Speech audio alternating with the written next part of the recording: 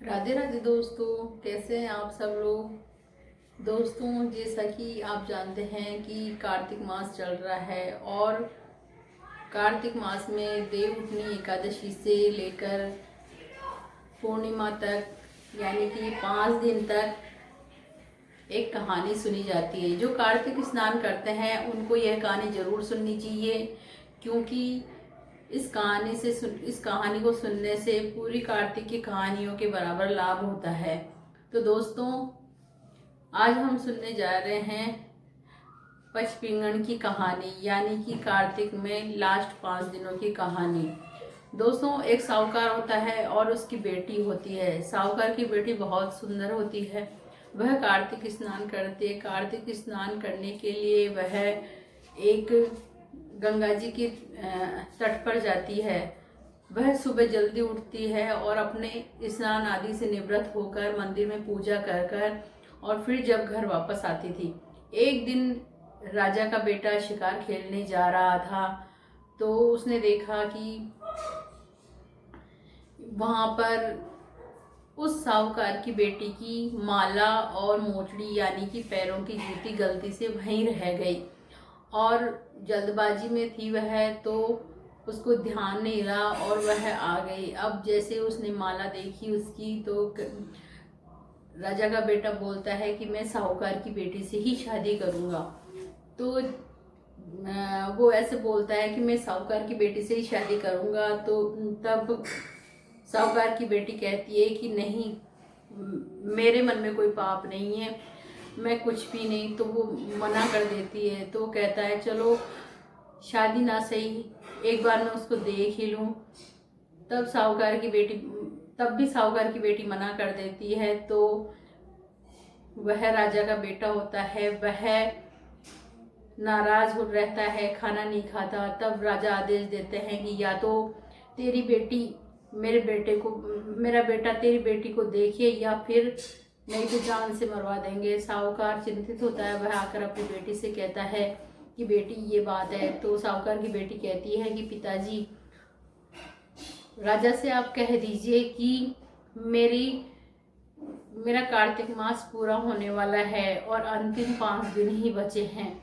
मैं अपने नित्य नेम करके नहा धोकर मैं अपना जो भी कार्य है उससे निवृत्त होकर फिर मैं मंदिर में दर्शन के लिए जाती हूँ। यदि मेरे को वो मंदिर के अंदर दर्शन मेरे को वहाँ देखे तो देख सकता है, वरना मेरी माला घर पहुँचा दे। साहूकार राजा से ये बात कह देता है कि मेरी बेटी ने ये शब्द कहे हैं। तो राजकुमार खुश हो जाता है। वो सोचता है कि भाई कौन सी बड़ी बात है कि अंतिम 5 दिनों में मैं उसको देख नहीं पाऊंगा।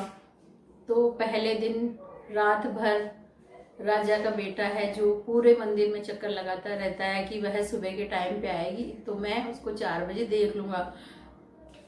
कार्तिक स्नान कर रही थी साहूकार की बेटी, तो वह सुबह अपने ब्रह्म मुहूर्त में नहा धोकर मंदिर में जाती है और मंदिर में जब वह सीढ़ी पे चढ़ती है तो बोलती है कि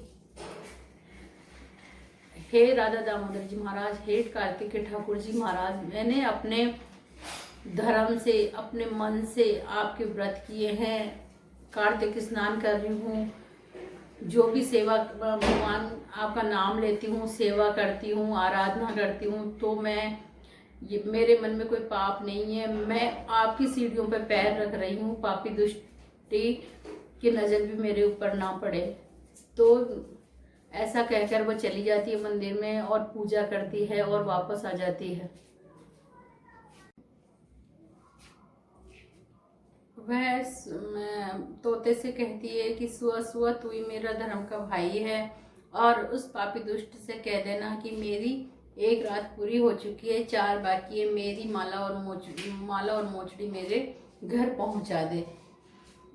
और उधर राजकुमार पूरी रात भर जगा हुआ था और इस वजह से उसे सुबह ब्रह्म मुहूर्त में नींद आ जाती है और वह साहूकार की बेटी को देख नहीं पाता है। इसी प्रकार से दूसरा दिन होता है।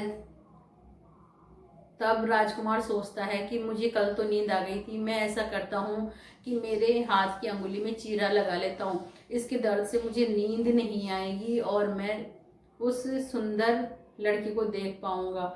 ऐसा सोचकर वह अपनी अंगुली में चीरा लगा लेता है और दर्द से पूरी रात कहारता रहता है। उधर जब ब्रह्म मुहूर्त का समय होता है तब साहूकार की बेटी अपने स्नान आदि से निवृत्त होकर और मंदिर में पहुंचती है। मंदिर की सीढ़ियां चढ़ने लगती है। उसी वक्त जैसे ही वह मंदिर की सीढ़ियां चढ़ने लगती है उधर राजकुमार को नींद आ जाती है और वह चढ़ती है और बोलती है कि हे राधा दामोदर जी महाराज, हे कार्तिकेय ठाकुर जी महाराज, मैं आपकी सीढ़ियों पर चढ़ रही हूँ, उस पापी दुष्टिकी पे नहीं चढ़ रही, इसलिए उसकी नज़र भी मेरे ऊपर ना पड़े। ऐसा कहकर वह अंदर जाती है, मंदिर में भगवान की सेवा करती है, पूजा करती है और वापस आने लगती है। वहाँ पर उसे फिर वही तोता मिलता है। वह कहती है, हे सुआ, तू ही मेरा धर्म का भाई है, उस पापी दुष्टि से कह देना कि मेरी 2 रात पूरी हो चुकी है और मेरी माला मेरे घर पहुंचा दे। उधर से सुबह जब सूर्य निकलता है तब राजकुमार की आँख खुलती है। वह जाकर तोते से पूछता है कि हे सुआ सुआ, वो आई थी क्या? वह लड़की साहूकार की बेटी आई थी, कहाँ आई थी, कैसी थी? बहुत सुंदर थी वो। अच्छा, क्या कह के गई है? कि वो कह के गई है कि भाई मेरी 2 रात तो पूरी हो चुकी है और तू मेरी माला और मोचड़ी मेरे घर पहुंचा दे। तब राजकुमार कहता है, ठीक है, अभी तो 3 रात बाकी है, देखते हैं। राजकुमार तीसरी रात्रि में आंखों में मिर्च डालकर सो जाता, मिर्च डाल लेता है। सोचता है कि शायद इसकी जलन के कारण मुझे नींद नहीं आएगी और मैं उस सुंदर लड़की को देख पाऊंगा।